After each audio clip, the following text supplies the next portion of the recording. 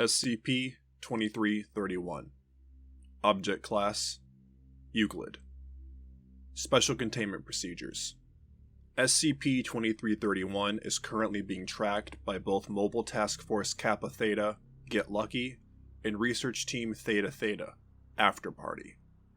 When an iteration of SCP-2331-P is confirmed, Mobile Task Force Kappa Theta are to enter SCP-2331-P in an attempt to capture SCP-2331. Research Team Theta Theta is currently working on a way to predict SCP-2331-P iterations. Amnestics are to be distributed to all participants of SCP-2331-P iterations. Description: SCP-2331 is a humanoid that appears to be an anime hay-filled mannequin commonly known as a Scravecrow. SCP-2331 can be identified by its carved pumpkin head, which has an internal glow of fluorescent blue in low light conditions. SCP-2331 is theorized to be capable of triggering SCP-2331-P and only appears in order to trigger SCP-2331-P. SCP-2331 is most active during the month of October. SCP-2331-P is a phenomenon that occurs in any area in which SCP-2331 appears.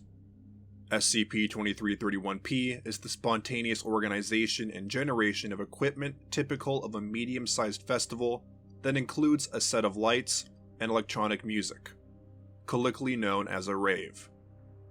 SCP-2331 will assume the role of a disc jockey. SCP-2331 is capable of controlling the space contained with SCP-2331-P, often changing the humidity of the air, spontaneously producing non-poisonous colored smoke, and affecting the texture or size of the walls. It will also produce objects such as glow sticks or candy. SCP-2331-P will generally attract humans typically between 18 and 30 years of age, although humans as young as 13 and as old as 73 have been known to attend. Although social media and word of mouth are often cited when attendees are interviewed, the drawing of large amounts of participants will occur even during low amounts of social media coverage. It is theorized that attendance to SCP-2331-P may be under certain mental effects, although the details of potential effects are still undergoing investigation. Each iteration may last from 5 to 24 hours depending on the size of the rave and any interruptions from either Foundation activity or local law enforcement. Upon the conclusion of SCP-2331-P, SCP-2331 will disappear and trigger a new iteration within 72 hours, usually in the continent of North America.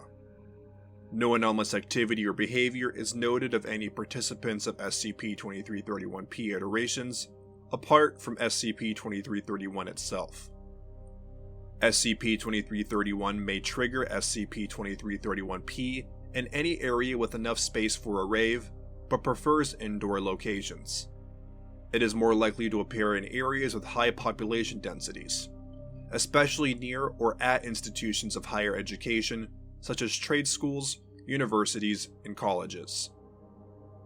Incident 2331-1 October 9th, 2014. Notes: this is the first contact between Mobile Task Force Kappa Theta and SCP-2331-P. Involved personnel: Agent Azla, Agent McClaskey, and Researcher Witzke. Begin log. 2119. Agent Azla, Agent McClaskey, and Researcher Witzke arrived to SCP-2331-P, taking place in the Student Union building of Redacted University. 2120. Researcher Witzke adjusts her gas mask, glow stick necklace, and pink wig. Agents Azla and McClaskey, having added glow sticks and fluorescent strips to their weapons, ensure that they are still functional. 2130. After searching for approximately 10 minutes, Agent McClaskey points to SCP-2331 on a balcony. Researcher Witzke is seen interviewing an attendee. SCP-2331 takes its head off and throws it into the crowd. The head explodes into fluorescent green smoke before it reaches the crowd, although no pumpkin parts can be seen.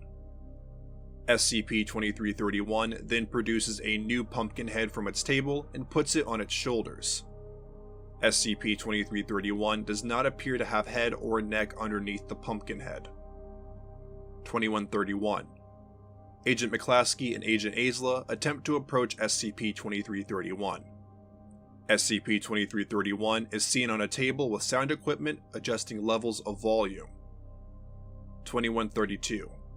Agent McClaskey is interrupted as two college students pull him away to dance. Agent Aisla accidentally pushes another student too hard, causing an argument. SCP-2331 notices the commotion and adjusts its microphone. 2133. Agent McClaskey.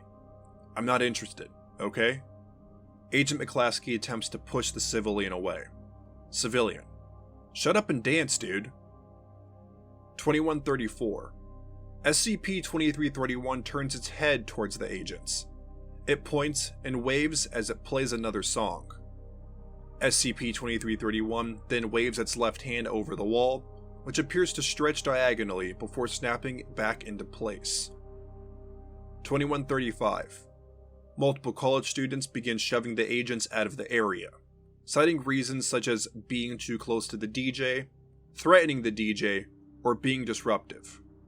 Researcher Witzke is not removed. 2140. Researcher Witzke finishes her interview and leaves SCP-2331-P. SCP-2331 can be seen making a downwards motion with both hands, as fluorescent leaves appear to be spontaneously produced from the ceiling. These disappear before touching the floor. 2145.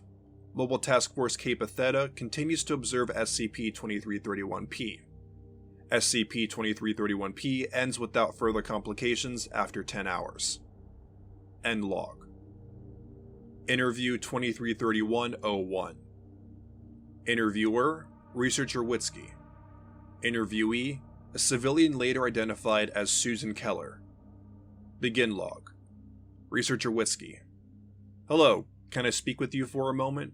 What's your name, doll? Susie. Just call me Susie. Haha. Sure, I can talk. Can you tell me about the DJ? He's, got a great taste in music, doesn't he? Sure as hell he does. We call him Scravecrow cause that awesome costume he has on. I don't know about him actually. My girlfriend told me a rave was happening and I couldn't miss it. Costume? Oh my god, you're like super new to this, aren't you? It's a thing some of them do, like Daft Punk and Deadmau5. I get it. Does he have a, Twitter? Or a Facebook or anything? I don't know, but it's not a big deal. I'll just Google him late. Oh, that guy over there, is he looking at us? Do you want to make out or something to get his attention? No thank you. Whatever. I'm not drunk enough to kiss you anyway. I'm gonna go get some shots. See ya! End log. Incident 2331-04. October 13th, 2014. Notes. Local law enforcement agents were explicitly instructed not to intervene.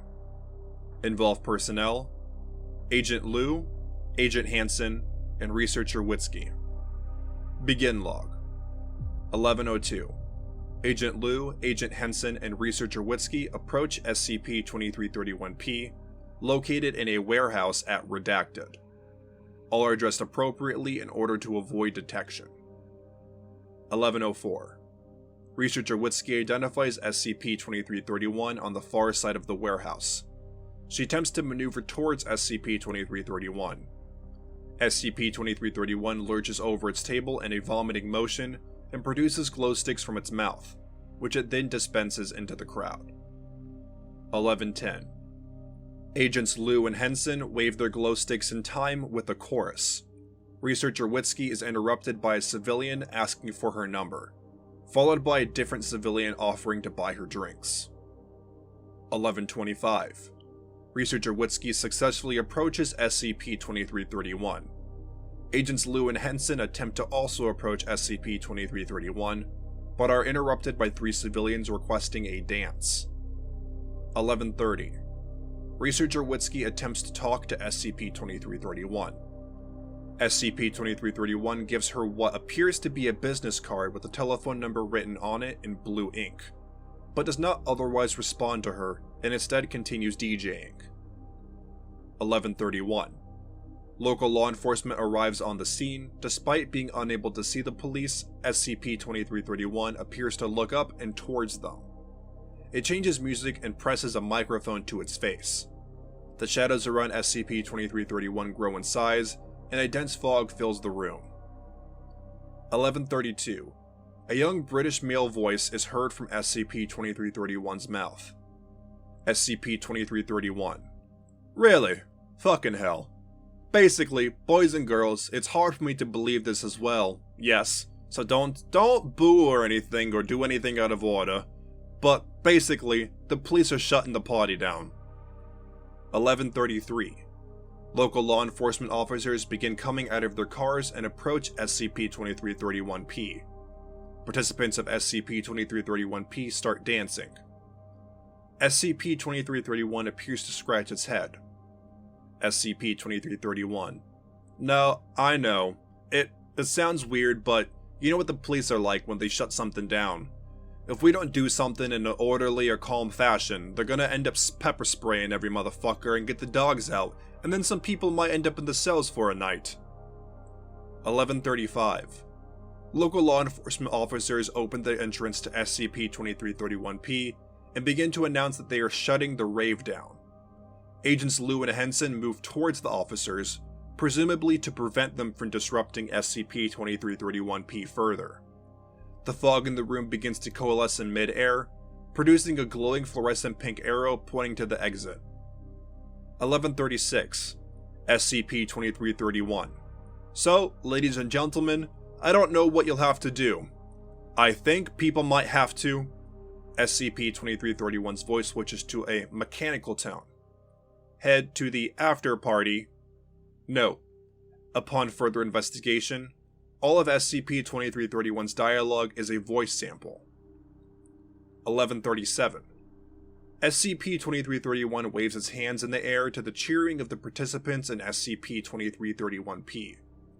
All lighting shuts off as SCP-2331 disappears, along with sound equipment, alcohol, drugs, and lighting equipment. Participants leave in an orderly and calm fashion. Researcher Witzke attempts to call the number. 11:57. Mobile Task Force Kappa Theta receives reports of another iteration of SCP-2331-P approximately 10 kilometers from its previous iteration. Most of the participants of the previous iteration are reported to be attending the new one. 12:02. Agent Liu, Agent Hansen, and Researcher Witzke attempt to enter the new iteration. They are denied entry by several participants near the entrance, stating that it is a private party. This new iteration lasts for approximately 8 hours with no further unusual activity. End log. Interview SCP-2331-04. Interviewer Researcher Witzke. Interviewee an unidentified civilian. The call is eventually traced to a phone booth. Begin log. Civilian. Hello? Researcher Witzke. Oh, hi. I was given the number by a fellow called, Scravecrow? Yeah, I know of the guy. I'm not him though, just an old friend. He's a busy guy, so I usually pick up the phone for him. What'd you need? Could you tell me more about him? How did you meet him? I'm part of a local newspaper, and I'd like to interview him too. Well, I could tell you plenty about him, but you probably won't believe me. He used to be called Jack, you know, of the lantern variety. He used to do a lot of work, changing the color of the leaves and making things foggy on dark nights. He was a bit of a seasonal worker, if you know what I'm saying. So, why is he known as Scravecrow these days? Well, times change. Celebration around this time of year. It's hard to watch something you've lived for to hollow out to a shell of its former self. Jack got tired. He got sad.